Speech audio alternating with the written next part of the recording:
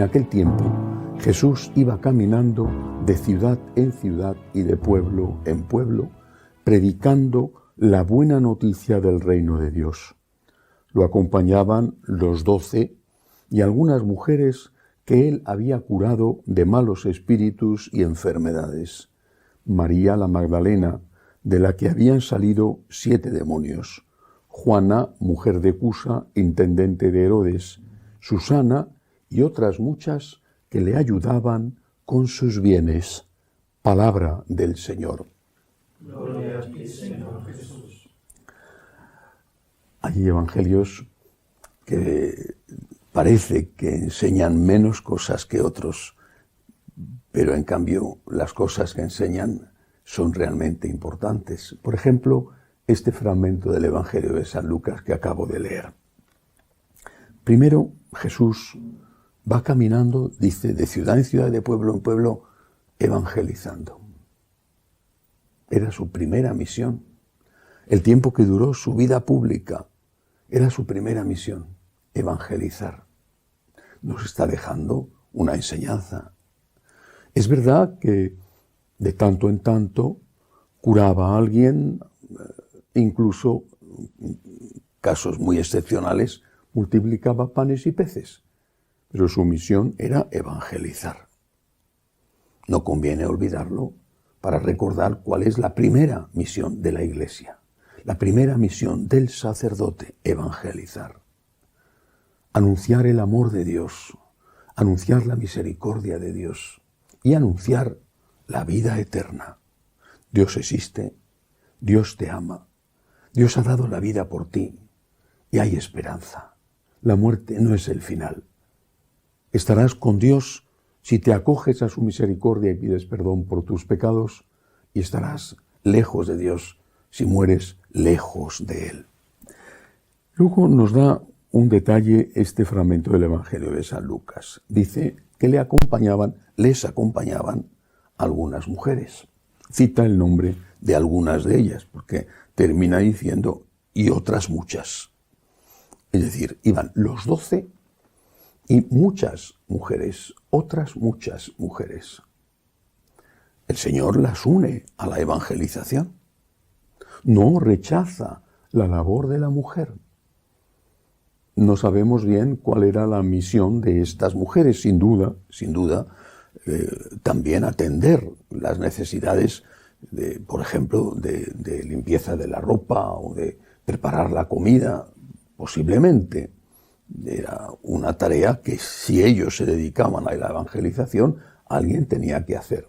Eran un buen grupo, 12 más Jesús 13, más muchas mujeres, fácilmente serían 20, 25 personas. La mujer tiene un papel, y un papel en la evangelización. No solamente en la asistencia y en la caridad, tiene un papel en la evangelización.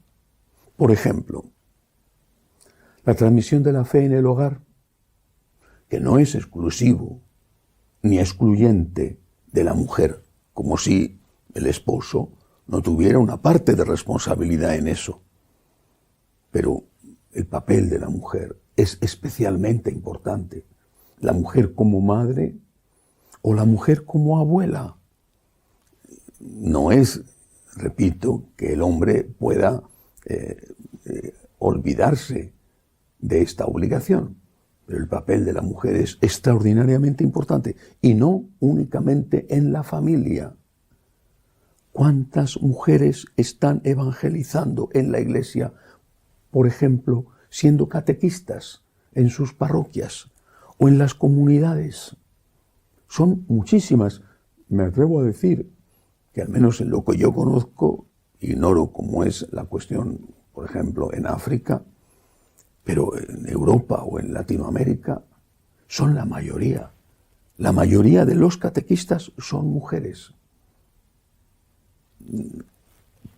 Por lo tanto, la mujer tiene un papel que no va a ser el papel del sacerdote. Jesús, que gustaba de ser acompañado por mujeres, en la última cena, que quizá, no lo sé, ellas ayudaron a preparar, En la última cena él no las nombra sacerdotisas. Distingue entre los 12 y las mujeres. Pero las mujeres tienen un papel extraordinario, fundamental en la evangelización. Pienso en algunas grandes mujeres que están canonizadas, y desde luego hay muchísimas que forman parte de los santos anónimos, y que son y fueron y marcaron la historia y la historia de la Iglesia muchísimo más que los hombres que tenían cargos jerárquicos de su época. Una Santa Teresa de Jesús ha sido más importante para la Iglesia que muchos obispos, arzobispos y cardenales, incluso papas de aquella misma época. La mujer tiene un papel en la evangelización importantísimo.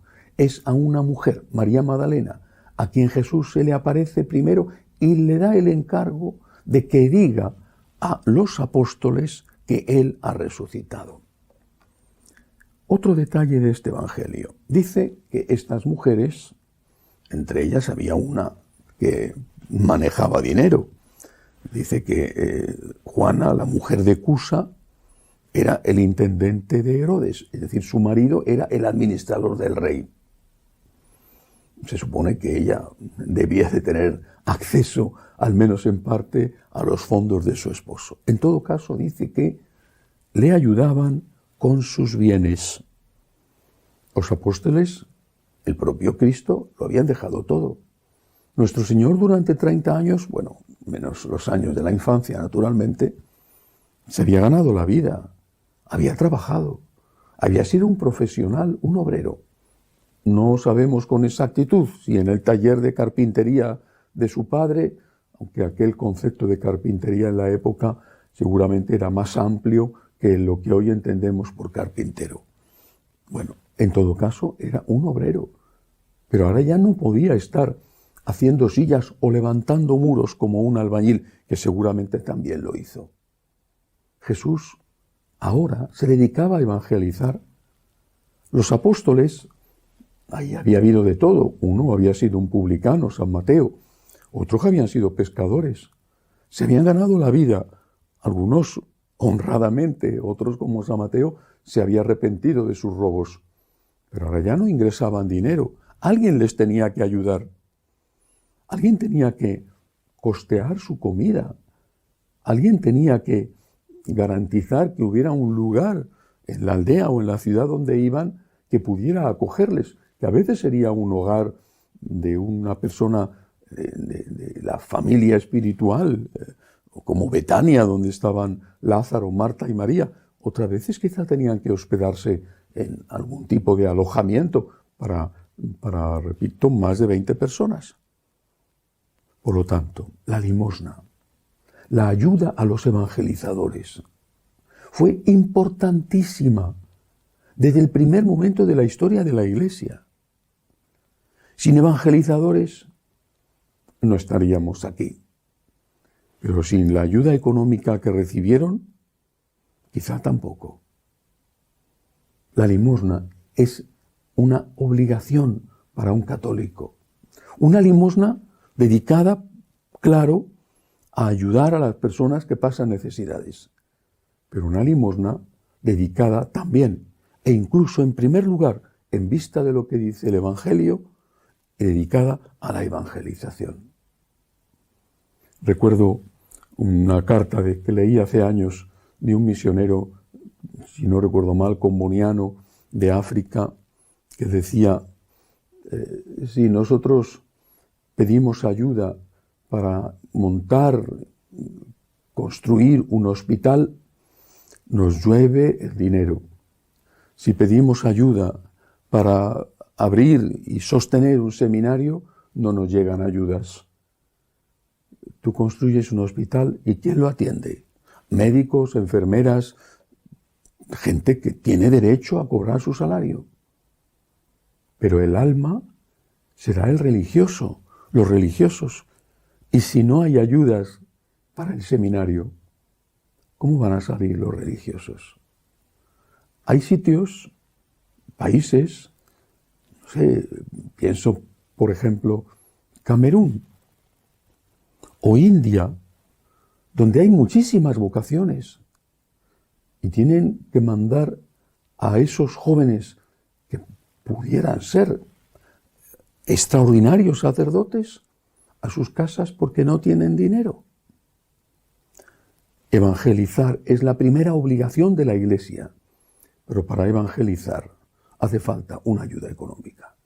Aquellas mujeres lo entendieron así. Pusieron su vida, su tiempo, al servicio de la evangelización y de los evangelizadores. Y también pusieron su dinero.